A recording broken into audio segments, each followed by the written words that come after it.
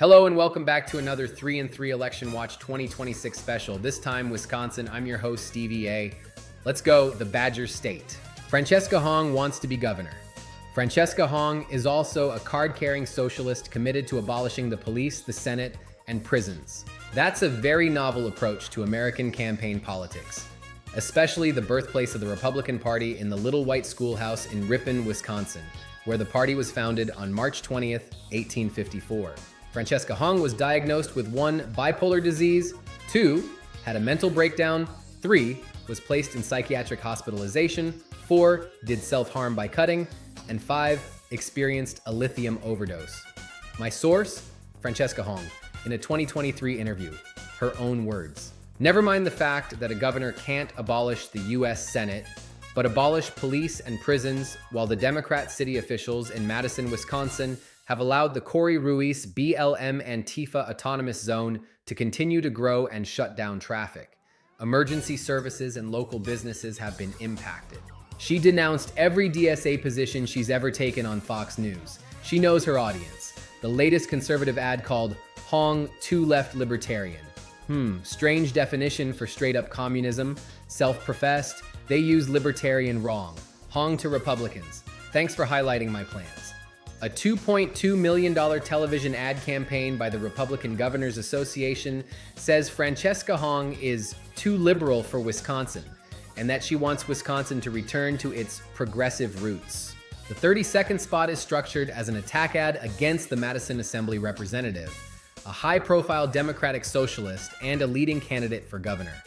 It accuses Hong of opposing President Trump's deportation agenda and wanting to ban law enforcement from working with the U.S. Immigration and Customs Enforcement. But some Democrats, including Hong's opponents, say the GOP ad buy is aimed not at tearing Hong down, but at building her up with the Democratic primary electorate. Here in Wisconsin, we take care of our neighbors, Hong wrote. It's time that Wisconsin voters start to learn just how dangerously liberal Democrat frontrunner Francesca Hong truly is, RGA Communications Director Colin Crompton said in a statement. Joel Brennan, the former head of the State Department of Administration, said the ads are meant to boost Hong, a candidate they are confident they can beat because of her extreme positions. Former Wisconsin Lieutenant Governor Mandela Barnes dropped out of the Democratic race for governor less than 2 weeks out from the primary. 3 Democrats have dropped out since the August 11th primary ballot was finalized. Joel Brennan is perhaps best known as Discovery World President. He drew criticism for suggesting Wisconsin isn't ready for a female or non-white governor. David Crowley became the first Black Milwaukee County executive in 2020. Kelda Roys represented a Madison district for 2 terms before losing the 2018 gubernatorial primary. And Ms. Hong, Governor Evers may be responsible for the conditions allowing for Hong's rise. A majority of Wisconsin voters, 54%, did not want Evers to seek a 3rd term in 2026. While 46% supported another run, according to Marquette University Law School poll.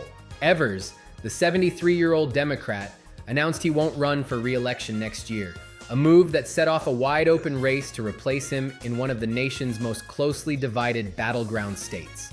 His administration refuses to hand over video, voter rolls, and election material from the 2020 election.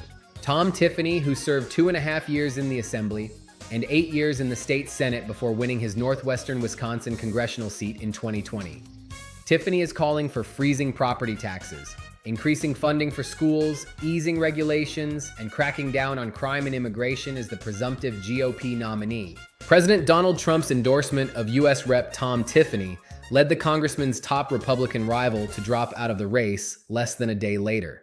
Trump's job approval stands at 48%, with 52% disapproving. Among Republicans, 89% approve, compared to 37% of independents. We'll also see if the Donald still has the magic endorsement touch with Michael Alfonso, the Republican running in Wisconsin's 7th congressional district. He received President Trump's endorsement earlier this month, calling Alfonso an unbelievable young man. Ahead of the August 11th primary, Alfonso is dropping a new ad that features not only President Trump's ringing endorsement, but praise from Wisconsinites. Nobody outworks Michael Alfonso, and I know because he worked on my construction crew, said Mike Olson, owner of Olson Paving. Ann Jacobs is a commissioner with the Wisconsin Elections Commission and said, You can't be a felon on active supervision and vote.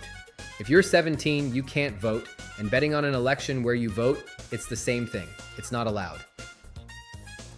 Kalshi, the company leading the prediction market craze, is criticizing the law, calling it bananas, illegal, and a type of voter suppression. Charles Stewart, who runs MIT's Election Data and Science Lab, said most states have vote counting checks that would prevent manipulation.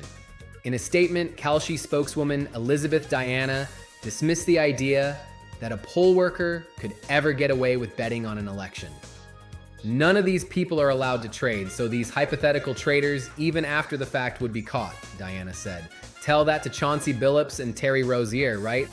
The 2025 NBA illegal gambling prosecution involved allegations that Chauncey Billups and others helped run rigged sports betting and poker schemes. On October 23, 2025, federal prosecutors made the case public after arrests of players and a coach, including Billups and Terry Rozier. Republicans have edged ahead in the market odds for the Wisconsin governor's race after the series of late withdrawals and campaign reversals threw the Democratic primary into turmoil. Prediction market trading platform Kalshi gave the Republican Party a 53% chance of winning the governorship compared with 48% for Democrats. Wisconsin will hold its primary on August 11th, with Democratic Socialist State Representative Francesca Hong and Crowley the leading Democratic contenders. The winner will likely face Republican Representative Tom Tiffany, who is expected to win the GOP nomination for the November 3rd general election. Tiffany still faces Andy Mansky, a 26-year-old medical services technician, in the Republican primary. Mansky vowed to remain in the race, despite raising almost no money so far compared to Tiffany's more than $2 million. Thanks for sticking around to the end. That's it for this edition of Election Watch 2026, Wisconsin. If you like what you hear, please subscribe at heartlandjournal.com and Substack. It's free. See y'all next time on 3 and 3 Friday. Glory to God. 3 and 3 is a Heartland Journal LLC copyright, all rights reserved. Any unauthorized use or copy is strictly prohibited. Thanks for listening.